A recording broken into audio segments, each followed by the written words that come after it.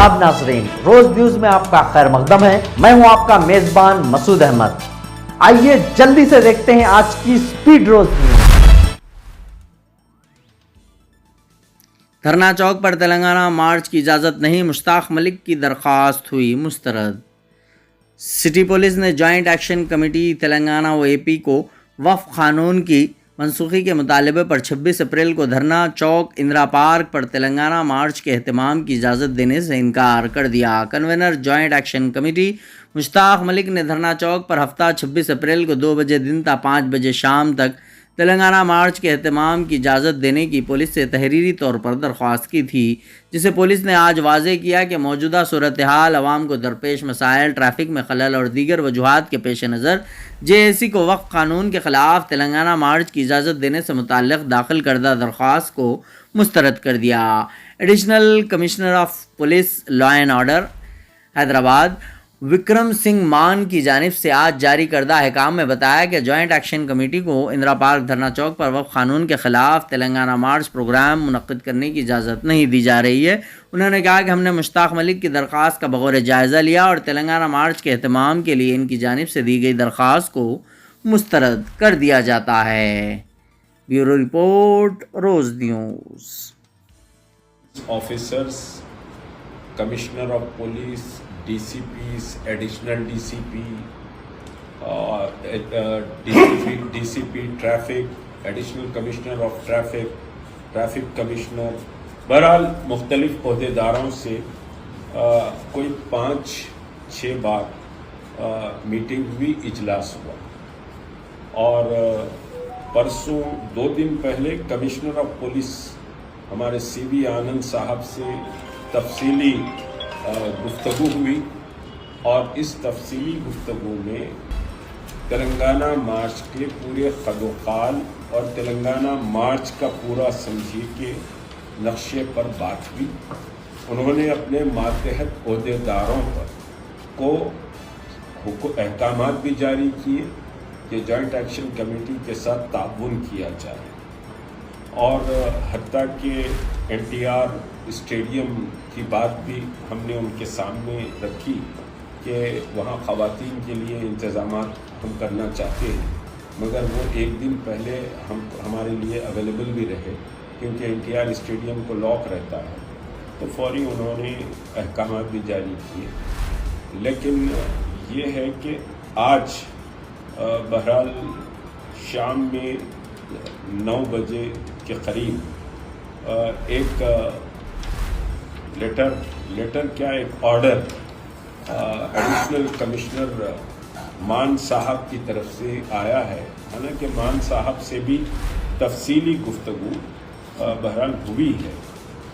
Police کا استدلال بہرحال مختلف باتوں پر ہے کہ بہت زیادہ کراؤڈ رہے گا، ٹریفک کے لیے ڈسٹربنس ہو جائے گا، سیکریٹریٹ کا بھی سمجھیے مسئلہ ہے، وہاں تک کراؤڈ رہے گا، ایسے یہ وہ ساری باتیں ہیں۔ لیکن اصل جو مسئلہ ہم کو سمجھ میں آتا ہے کہ دیکھیے اس کے پیچھے کچھ سیاسی طاقتیں بھی ہیں، اور وہ سیاسی طاقتیں اس تلنگانہ ملین مارچ سے بہت پریشان ہیں، ان کا چین اور سکون اڑا ہوا ہے، اور مختلف حربے بھی استعمال کیے جا رہے ہیں کہ اس تلنگانہ مارچ کو ناکام کیسے کیا جائے۔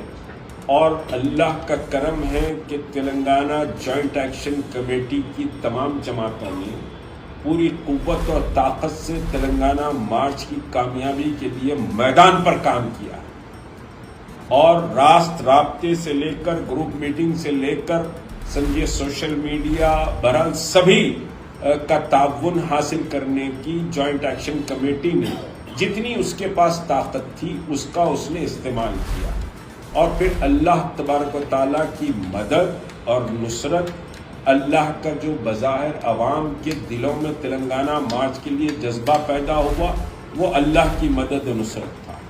اور آج پورا تلنگانہ اس وقت 26 اپریل کو تلنگانہ مارچ پر نظریں ٹکائے ہوئے تھا کہ کب 26 آئے گی، اور یہ سیاہ قانون کی واپسی کے لیے ہم ہندوستان کی تاریخ کا عظیم الشان احتجاج درج کرائیں۔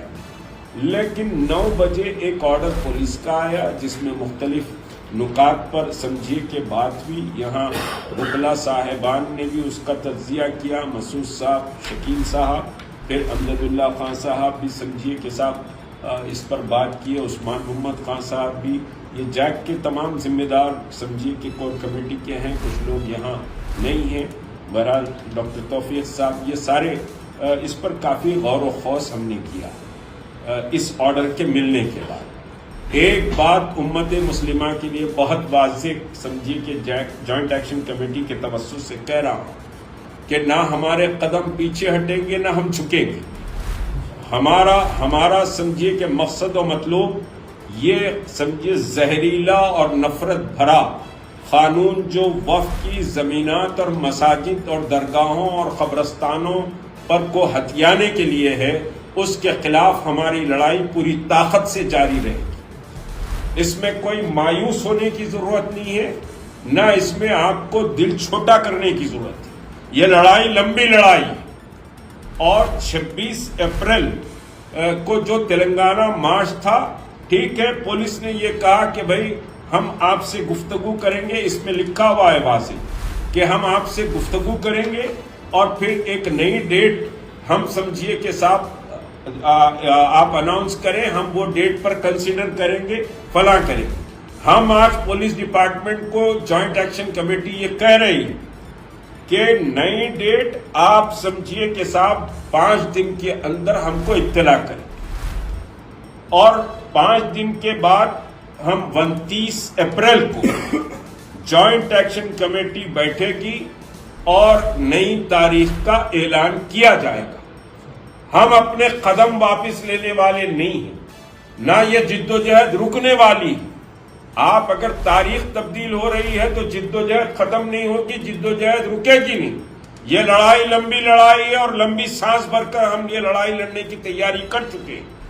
اور آپ کو اپنے مساجد، قبرستان اور درگاہوں اور اپنی شناخت، اپنی تہذیب اور اس ملک کے دستور کو بچانے کے لیے یہ لڑائی کے لیے ہر وقت کمر بستہ رہنا پڑے گا.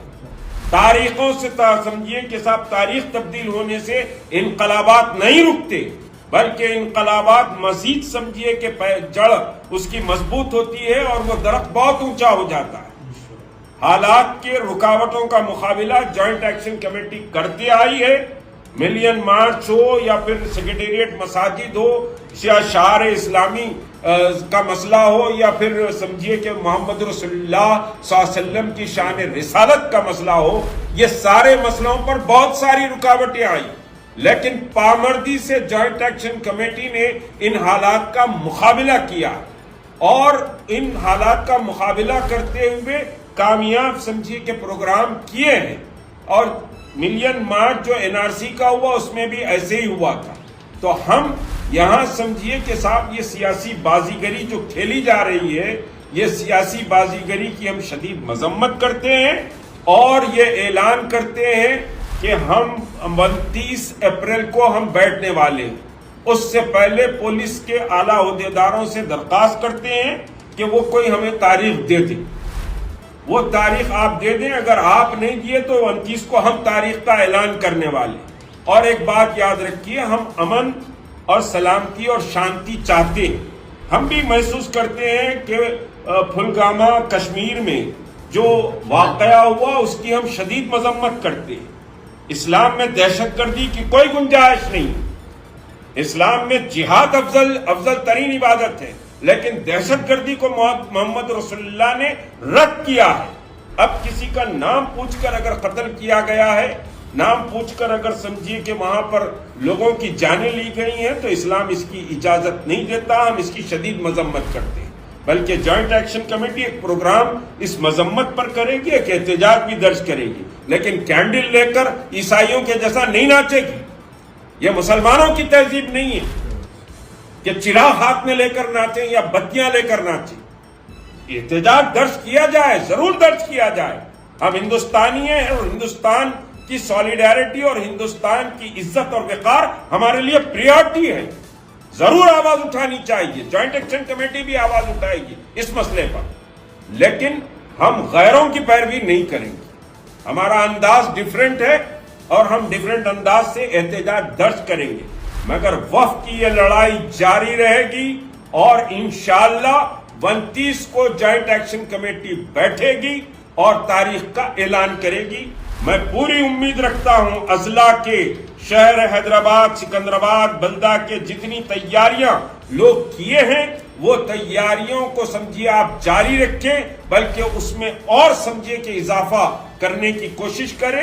انشاءاللہ یہ لڑائی جاری رہے گی، آپ کے قدم تاریخوں کے بدلنے سے نہیں رکیں گے، آپ کے قدم انشاءاللہ آئندہ تاریخ کو دھرنا چوک اندرا پارک پر جمع ہوں گے۔ شکریہ، خدا حافظ۔ آج کی اسپیڈ روز نیوز میں بس اتنا ہی، ملتے ہیں اگلی نیوز میں۔